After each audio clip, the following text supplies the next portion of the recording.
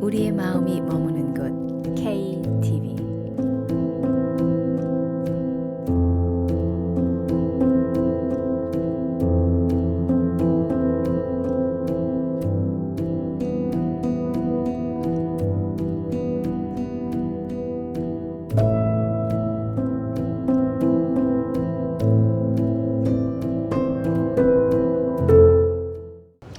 Good evening, everyone. My name is Soltani, and you're watching Parvaz TV and the KTV. Our guest today is Honorable Zoe Royer, so Member of the Parliament of Portmudy and Coquitlam. Thank you for joining us today, Zoe. Oh, thank you so much, Sherry. I am truly delighted to be here. And as your new Member of Parliament for Portmudy Coquitlam, I recognize the vital role that community and multicultural media play in keeping citizens informed, engaged, and connected.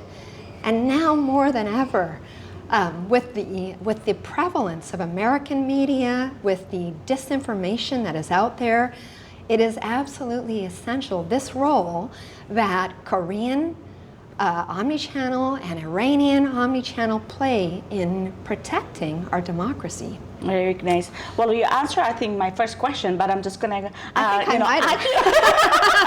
ask you, maybe you have more details to give me, because our discussion today is the importance of local media and local television and how we can be the voice of local people, right? Yes. Now, in your view, what role does the community television play in supporting democracy and civic engagements in Canada? Thank you for the question, and it's a really important question. And often today, local news media is shrinking. It's disappearing. And for citizens to hear perspectives in their own voices, there's a sense of trust. And it really is, it's an essential service to communities, especially with diverse voices. So this is a huge, it's really essential. It's very, very important. And I'd just like to harken back to an event that I attended last night. It was called Save Our Local News. Oh. And it was by a group of local journalists that were involved in Tri-City News, Burnaby Now, and the New Westminster Record. And those newspapers, you might recall, folded earlier this year. And that was a huge loss for our communities. There was no journalistic integrity for the covering of the election in this last cycle. And what that meant is that disinformation was more prevalent than ever. But four journalists got together. They have a combined, I want to say, 120 years of experience in local news, credible reporting, fact-checked, multiple sources, unbiased reporting. And they are now founders of a future newspaper.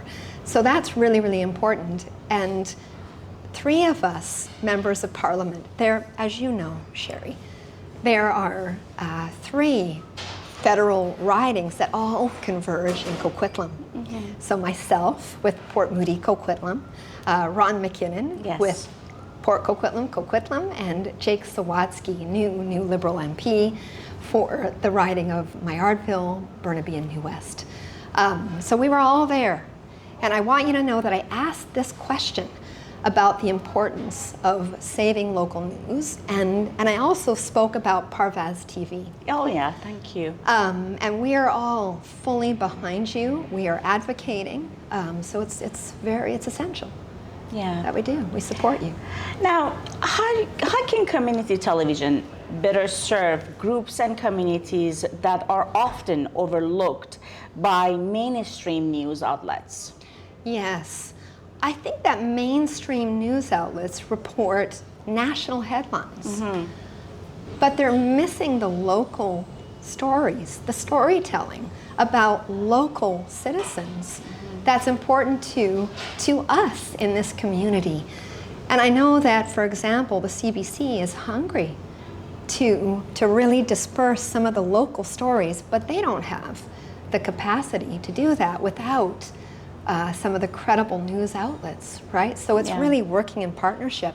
But it's so important, that storytelling. And we are a mosaic of cultures that represent the Iranian community, the Korean community, and many, many other ethnic communities, right? That is what makes Canada vibrant and strong and resilient, and making sure that people have access to multicultural community media, meeting them where they are in their own perspectives is it's absolutely essential. So, but that is what we need to all get behind and support.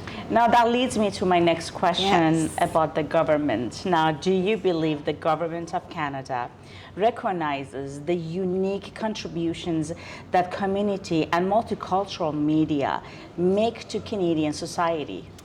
Yes, I absolutely do. And this was a question that I put yesterday to our heritage Canadian desk. heritage, Yes. Just to make, because I believed it. I believe that we do, but I wanted to. But they're cutting down the budgets, the Canadian heritage. But just to make sure that we're on track. So, and maybe this will venture into some other questions, Sherry. But we're a new government. Mark Carney and many of us have been in the role for not very long. We had 3.5 weeks, maybe, in Parliament. We passed some incredible, lofty legislation. 34 votes took place during that time. We know that we don't have all of the details fleshed out for what budget will be available. But I can tell you that as a new member of the Federal Heritage Committee, I will be a strong advocate for you. So believe you me, this is near and dear to my heart. It's something that I support. I was a locally elected 14 years. So 11 years on Port Moody City Council, 3 years really as a school board trustee. It's something that I will be constantly advocating, more funding, breaking down barriers to distribution, right?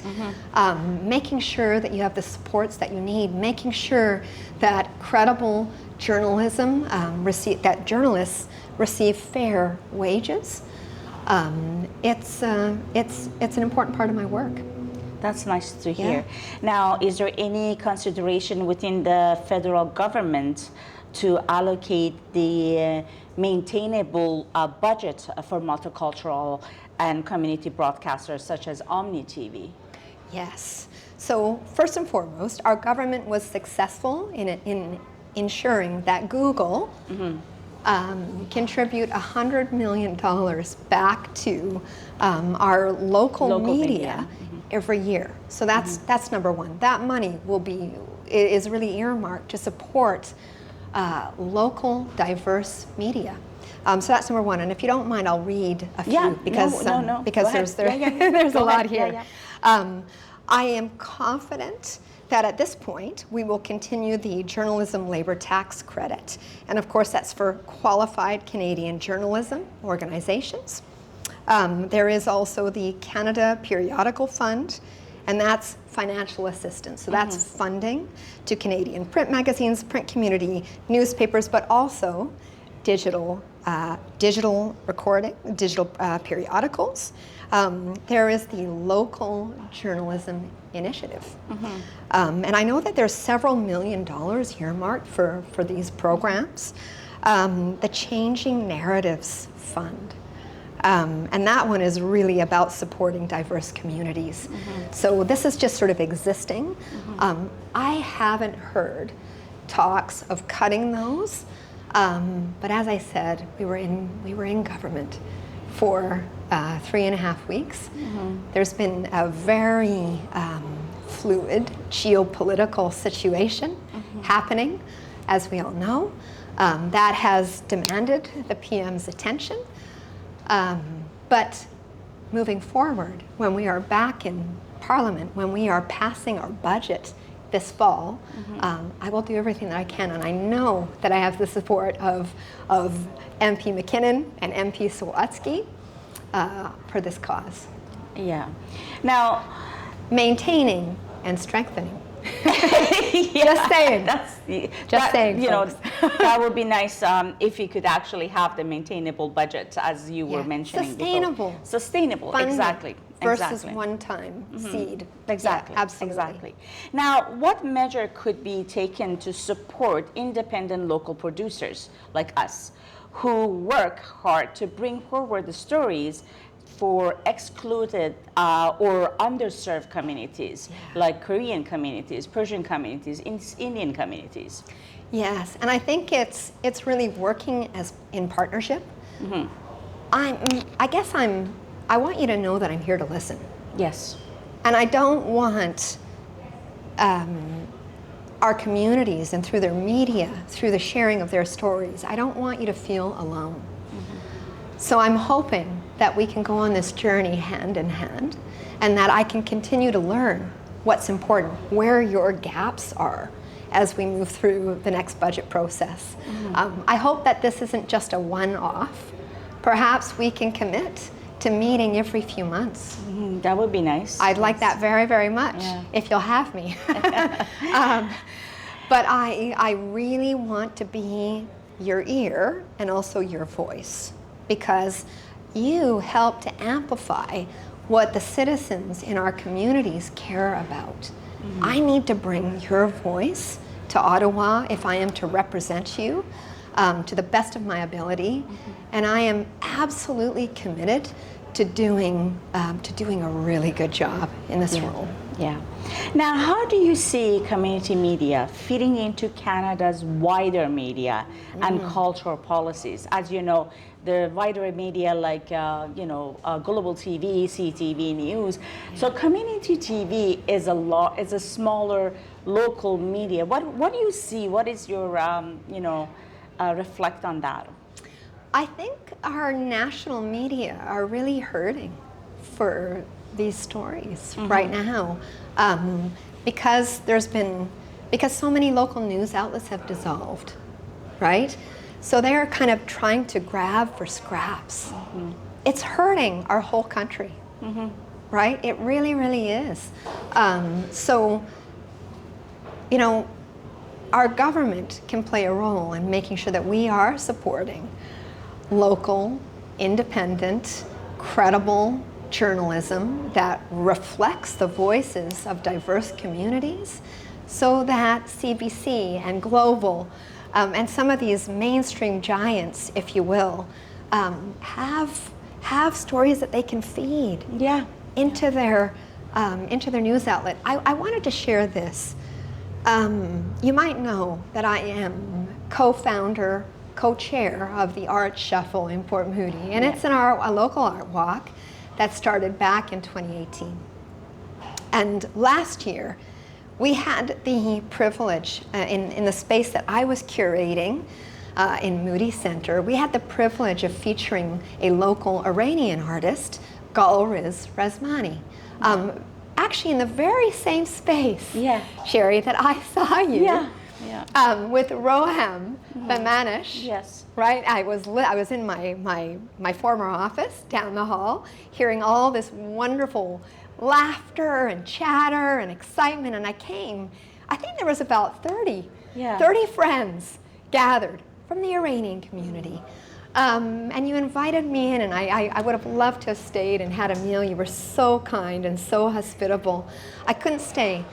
But in that very space, I curated the artwork of Gulriz Rezmani in an exhibition. She had about 25 2D pieces of art to share. And when I went to her studio to look at her works and select what I would be putting in the exhibition, she showed me some pieces. She had 3 pieces from the Women, Life, Freedom movement in Iran. And I said, what are these? And she said, I wasn't going to show you because they're not relevant. And I said, are you kidding? This is Women, Life, Freedom. They are last relevant. year. Last year. Yeah. And I said, they are absolutely relevant. I said, in fact, I'd like to make them the showpiece of the art exhibition, have them front and center when people come up the stairs to that space. It's in a heritage building, so unfortunately it's not fully accessible. I've been there, yeah, I know. You've been there. Yeah, I know. But to have those pieces featured and to tell the story, to keep it relevant. And so maybe that is something, because in your local news, you are reflecting what is still important to Iranian families in the community.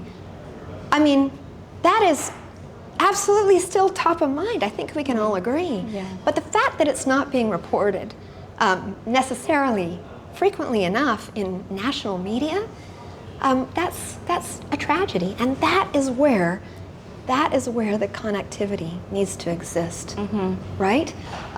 So making sure that you have access, The engagement. to the distribution of your news through maybe some of these larger outlets. So we want to keep you strong, keep you whole, keep you successful. Korean TV, reaching people where you are. The Korean community is an incredibly important community right here in the Tri-Cities, as is the Iranian community and other groups. It's essential that we work with you and tell these stories. Exactly. We can't let them die, and they need to stay relevant. So that's my personal view. Well, thank you. Now, how can the federal government, going back to the government again now, can collaborate more effectively with grassroots of media organization to amplify local and diverse stories? Yeah, and I guess that just comes back to sort of a funding and accessibility question. And these are things, actually, with your help, I would like to bring to the Heritage Committee and also to our caucus, to our Prime Minister, who is also new in the role. And you know, if you've read Prime Minister Carney's book, Values, from 2021, he speaks to the tenets of fairness and accountability and responsibility and humility, and really wanting to sort of serve the greater good. And I don't know that he was thinking about this role at that time. That was 2021. Maybe he was, but it's an important book. So I think that he is also finding his voice, and I hope to see that reflected in our budgets, in our policies, and I will certainly be advocating for that. So. Yeah. We talked about the budget, we talked about, the art, or as you said, The arts. the large outlets, mainstream. Now, what is your view for the community, challenges for the community televisions that they are facing in Canada right now or today? And how might the government help to address that? So you're the government and we're the local media, and what the challenges is not only the budget. So what do you see? Well, I mean, I certainly mentioned distribution challenges, accessibility challenges, making sure that this remains free to your readers as best as you can, right? To keep that accessibility piece. But I guess, Sherry, maybe, you as the journalist, perhaps you could share with me some of the challenges, because I mean, I can talk about what I think are the challenges, and I've shared some of those in the series of questions. But maybe I could also hear from you. Well, the challenges that we are facing, yeah, there you go. The challenges that we are facing is not only the budget, it's just the place that we are renting, or the location for our studios, or who's watching our channel, even with omni-channel, or if you are on, because before we were Shaw, and then Shaw closes, and now we are with omni-channel, and then, so these are the broadcasting of, our news, outlets. Those are the challenges that we are facing. Now, not only just budget, because, you know, if you don't have the budget, we don't have the studio. If you don't have the budget, we don't have the cameras. We cannot hire cameramen, editors, and we cannot base our work only on volunteer basis. Agreed. You know what I mean? Because anybody wants to come and work with us, we have to pay them for editors, for cameramen, you know. Agreed. So these are the challenges we all are facing. And I know that this is related to budget eventually, but you mentioned hopefully we get some supporting from you and your colleague. Absolutely, absolutely. Well, I guess it's not only funding, but as you said, it helps support good jobs for journalists so that they don't need to find work elsewhere, so that it doesn't become like a gig, you know, a gig in the gig economy, that they're good, well-paying jobs that have job security, and studio space costs money. So, I mean, I keep hammering on the funding piece because I know that it's the jet fuel for a lot of work, a lot of things that you need to do. But I certainly understand that. You know, having opened 3 small businesses in this community myself, I know what it is to sort of hope that you can pay your staff, keep the lights on, and keep serving the community in important ways. So I'm fully with you. But I don't see this as sort of me telling you what you need, right?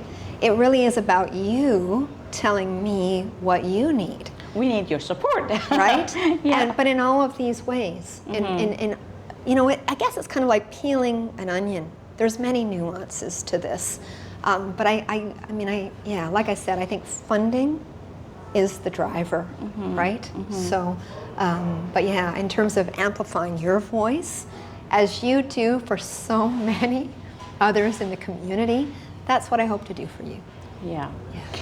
Now, looking ahead. Yes. Let's say, what opportunity do you see for supporting community television and ensuring that multicultural and independent voices remain an important part of Canadian media, especially within the larger multicultural broadcasters like Omni TV? Now, and specifically, how can you, as a member of a parliament, support and be the voice for community TV producers in these efforts? Yeah, so one of the ways that I can do that is through our member statements. And those are things that are broadcast through CPAC and other avenues. Certainly speaking to the importance at our Heritage Committee. Supporting you, I hope, in meeting with you on a regular basis, right? And just making sure that I'm on the right track, right? So you're kind of my accountability checker or my report card, because I want to make sure that I do a really good job. And really continuing to support saving local media, because if you're still alive, you're probably operating on a shoestring. Yep. Okay. And when you shutter your doors, it can be very, very difficult to bring you back. And I know that in some cases, it's not just paying your team that are doing an incredible job for you and keeping the lights on, but it's making sure that you can also do research, that you can advocate, that you can be in many places representing the community, not just maybe working a few hours a week, right? Because you're shrinking. Yeah. So we want to make sure that you're alive and well and strong. And to me, that makes sure that our prospective communities are alive and well and strong. Well, Zoe, this is our job, right? Yes. Being a journalist, having a local media, we don't have a side job.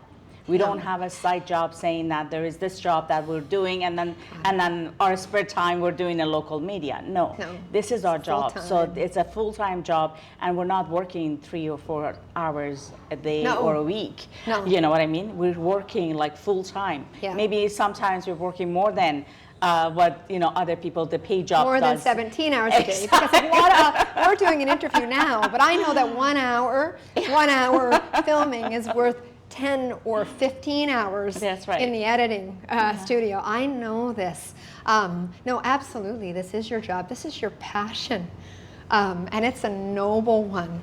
And I also wanted to say, it's certainly the operation costs, but it's also the capital investment. Correct. Of keeping your equipment. Sometimes, like I know that CPAC, which is a highly respected news outlet in Canada, they are having to go on eBay to replace their HDR cards for their aging equipment.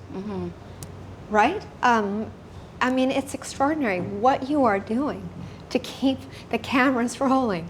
And I know that it's not a couple hours a week. I guess that was probably more a statement to the former than the much loved Tri-City News, is that they started to they started to minimize their reporting. They had to because their budgets were shrinking. So I don't want that to happen here. Yeah. Now, Zoe, thank you so much. Now, if you have any message to our audiences or to our viewers for Omnich TV, or any messages to our Korean or Persian community, what is your message to our viewers? Thanks so much. Merci, Sherry. I really hope that we can walk hand in hand on this journey. And it is so important that we support, that our government and that all of us support local, community, multicultural media that is so close to home, that is our storytelling, that is in our own voice, in our own perspective. So important. And I am a steadfast champion for this, so you can count on me.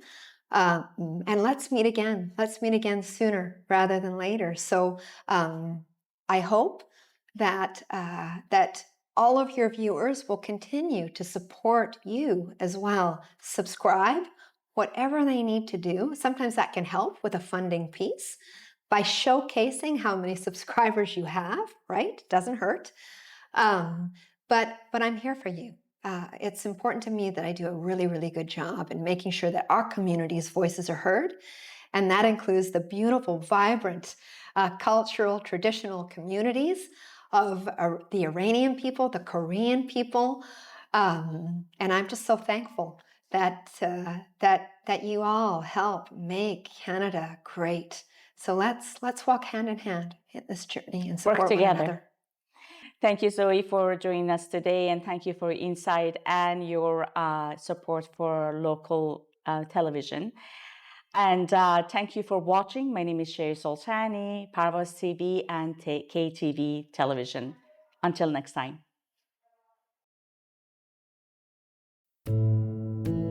우리의 마음이 머무는 곳 KTV